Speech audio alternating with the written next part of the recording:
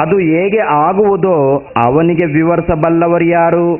ಗಾಳಿಯನ್ನು ತಡೆಯುವ ಶಕ್ತಿಯು ಹೇಗೆ ಯಾರಿಗೂ ಇಲ್ಲವೋ ಹಾಗೆ ತಮ್ಮ ಮರಣ ದಿನವನ್ನು ತಡೆಯುವ ಶಕ್ತಿಯು ಯಾರಿಗೂ ಇಲ್ಲ. ಅಂದ್ರೆ ಗಾಳಿಯನ್ನು ತಡೆಯುವಂತ ಶಕ್ತಿ ಈ ಪ್ರಪಂಚದಲ್ಲಿ ಚಿಕ್ಕವರು ಮೊದಲುಗೊಂಡು ಅಧಿಕಾರಿಗಳವರೆಗೆ ತಡೆಯುವ ಶಕ್ತಿ ಯಾರಿಗೂ ಇಲ್ಲವಂತ ಪ್ರಿಯರೇ.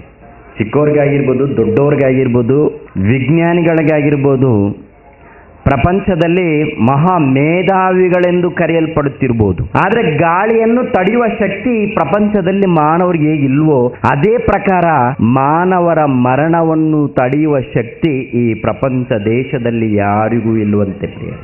ಮಾನವರ ಮರಣವನ್ನು, ಪ್ರಾಣವನ್ನು, ಜೀವವನ್ನು ತಡೆಯುವಂತ ಶಕ್ತಿ ಈ ಪ್ರಪಂಚ ದೇಶದಲ್ಲಿ ಯಾರಿಗೂ ಇಲ್ಲವಂತೆ.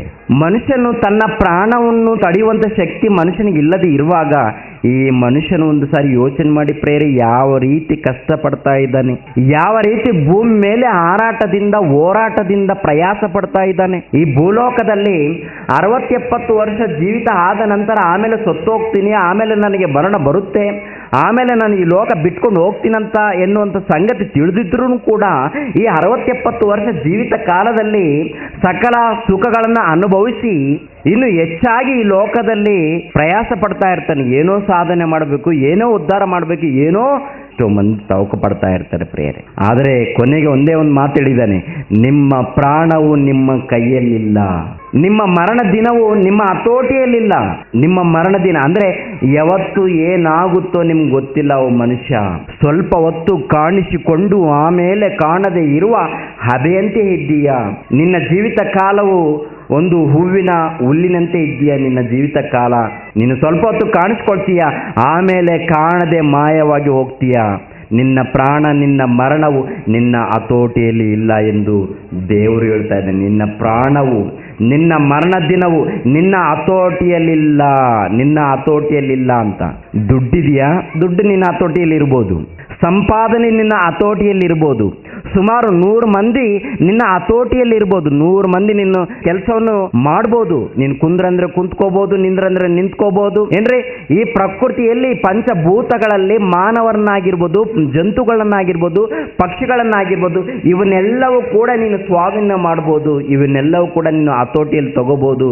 ಇವನ್ನೆಲ್ಲರನ್ನು ಕೂಡ ನೀನು ಅಧಿಕಾರವನ್ನು ಚಲಾಯಿಸ್ಬೋದು. ಆದರೆ ಒಂದೇ ಒಂದಿದೆ ಪ್ರೇರ, ಅದೇನಂತ ನೋಡುವಾಗ ನಿನ್ನ ಮರಣ ದಿನವು ನಿನ್ನ ಹತೋಟಿಯಲ್ಲಿಲ್ಲ, ನಿನ್ನ ಪ್ರಾಣ ನಿನ್ನ ಕೈಯಲ್ಲಿಲ್ಲ ಅಂತ ದೇವರು ಹೇಳ್ತಾ ಇದ್ದಾನೆ ಪ್ರೇರ.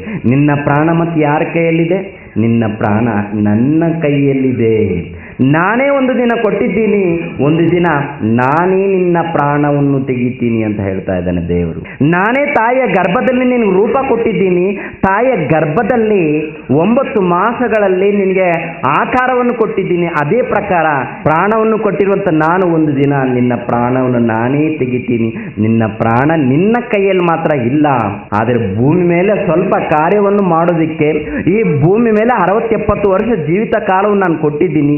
ಈ ಕಾರ್ಯಕ್ರಮವನ್ನು ಮುಗಿಸ್ಕೊಂಡು ಮತ್ತೆ ನೀನು ತಿರುಗಿ ಬರಬೇಕು ಅಂತಂದು ತಂದೆಯಾಗಿರುವಂಥ ದೇವರು ಹೇಳ್ತಾ ಇದ್ದೇನೆ ಪ್ರಿಯರೇ. ಅಂದ್ರೆ ಮಾನವರ ಪ್ರಾಣ, ಮಾನವರೊಂದು ಜೀವವು, ಮಾನವರೊಂದು ಪ್ರಾಣವು ಮಾನವರ ಕೈಯಲ್ಲಿ ಇಲ್ವಂತೆ ಪ್ರಿಯರೇ. ಮತ್ತೇನಿರ್ಬೋದು? ಭೂಮಿ ಮೇಲೆ ದೊಡ್ಡ ಹೆಸರು ಇರ್ಬೋದು, ದೊಡ್ಡದೊಂದು ಹೆಸರು ಇರ್ಬೋದು. ಪ್ರಪಂಚಕ್ಕೆ ಎಲ್ಲಾರ್ಗೂ ನಿನ್ನ ಹೆಸರು ಗೊತ್ತಿರ್ಬೋದು. ಪ್ರಪಂಚ ದೇಶದಲ್ಲಿ ಎಲ್ಲಾರ್ಗಿಂತ ನೀನು ಕೋಟ್ಯಾಧೀಶ್ವರನಾಗಿರ್ಬೋದು. ಪ್ರಪಂಚ ದೇಶದಲ್ಲಿ ಎಲ್ಲದಕ್ಕಿಂತ ಹೆಚ್ಚಾಗಿ ನಿನಗೆ ಜ್ಞಾನ ಇರ್ಬೋದು. ಆದರೆ ನಿನ್ನ ಪ್ರಾಣ ನಿನ್ನ ಕೈಯಲ್ಲಿ ಇಲ್ಲ ಅಂತಂದು ಆ ಸೃಷ್ಟಿ ಮಾಡಿರುವಂಥ ಸೃಷ್ಟಿಕರ್ತನು, ತಂದೆಯಾಗಿರುವಂಥ ಆ ಪರಮಾತ್ಮನು, ಆ ದೇವರು ಹೇಳುವಂಥ ಮಾತು ಪ್ರಿಯರೇ. ಮತ್ತೆ ಅಂಥ ದೇವರ ಮಾತನ್ನು ತಿಳ್ಕೊಳ್ಳೋದಕ್ಕೆ ನಮ್ಗೆ ಇಷ್ಟ ಇದೆಯಾ?